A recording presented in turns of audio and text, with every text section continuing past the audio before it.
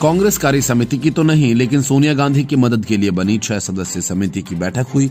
दिलचस्प ये है कि बैठक में न तो बिहार के नतीजों पर चर्चा हुई और न ही उपचुनावों को लेकर कोई बात हुई। बैठक हुई तो सिर्फ इसलिए कि कांग्रेस में कैसे गांधी वाड्रा परिवार का इकबाल बुलंद रहे और विरोध कर रहे नेताओं को किनारे लगाया जाए, क्योंकि बिहार चुनाव के नतीजों के बाद कपिल सिब्बल ने एक बार फिर गांधी वाड्रा परिवार के खिलाफ मोर्चा खोल दिया है।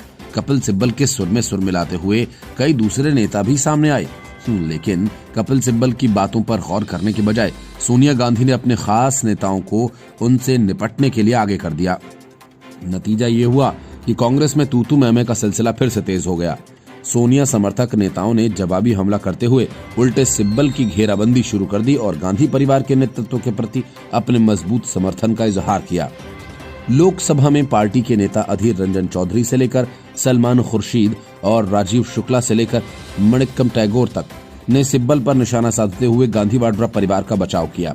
कांग्रेस में जारी खटपट के बीच कांग्रेस अध्यक्ष की मदद के लिए बनी 6 सदस्यीय सलाहकार समिति की बैठक हुई। इसमें बिहार चुनाव की हार के बजाय कृषि कानूनों के खिलाफ किसानों के समर्थन में चलाए जा रहे आंदोलन की आगे की रूपरेखा पर ज्यादा चर्चा हुई। कांग्रेस में नेतृत्व की शैली और संगठन के चाल ढाल की कमजोरी को लेकर 23 नेताओं की ओर से लिखे गए पत्र विवाद के बाद सोनिया गांधी ने इस समिति का गठन किया था। पार्टी सूत्रों ने कहा कि सिब्बल का ताजा बयान चर्चा के दायरे में नहीं था।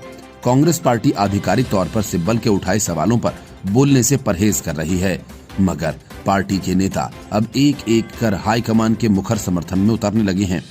अधीर रंजन चौधरी ने तो सीधा सिब्बल को आईना दिखाते हुए कहा कि अगर पार्टी को लेकर उनकी चिंता इतनी ही गहरी है तो उन्होंने खुद इस दिशा में क्या जिम्मेदारी निभाई है। 2019 के बाद राहुल गांधी ने इस्तीफा दे दिया और गांधी परिवार से बाहर के व्यक्ति को पार्टी की कमान सौंपने की पेशकश की थी। अधीर रंजन चौधरी ने निशाना साधते हुए कहा कि सोनिया और राहुल गांधी के इरादों पर सवाल नहीं उठाया जा सकता और एसी कमरे में बैठकर उपदेश देने के बजाय सिब्बल को मैदान में उतरकर काम करना चाहिए। इसी तरह सलमान खुर्शीद ने सिब्बल का नाम लिए बिना फेसबुक पर अंतिम मुगल सम्राट बहादुर शाह जफर की पंक्तियों के सहारे हाईकमान पर निशाना साधने वालों को अपने गिरेबां में झांकने की नसीहत दी। उन्होंने कहा कि यदि मतदाता कांग्रेस के उदारवादी मूल्यों को अहमियत नहीं दे रहे हैं तो सत्ता का शॉर्टकट रास्ता खोजने की जगह हमें लंबे संघर्ष के लिए तैयार रहना चाहिए। वैसे सिब्बल के उठाए गए सवालों से पार्टी सांसद विवेक तन्खा और कार्ति चिदम्बरम ने सहमति जताई है। राजीव शुक्ला ने गांधी परिवार के समर्थन में उतरते हुए कहा, राहुल गांधी ने हमेशा आम लोगों की लड़ाई लड़ी है और अन्याय के खिलाफ आवाज उठाई है। इतना ही नहीं, वे विपक्ष की इकलौती निडर आवाज भी हैं। राजस्थान के मुख्यमंत्री और पार्टी के दिग्गज नेता अशोक गहलोत ने तो पहले ही दिन सिब्बल के सवालों को खारिज कर दिया था।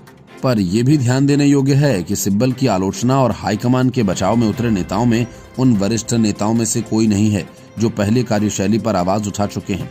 जाहिर है कि कांग्रेस में शुरू हुई खटपट के इस दौर के जल्द थमने के आसार नजर नहीं आते हैं।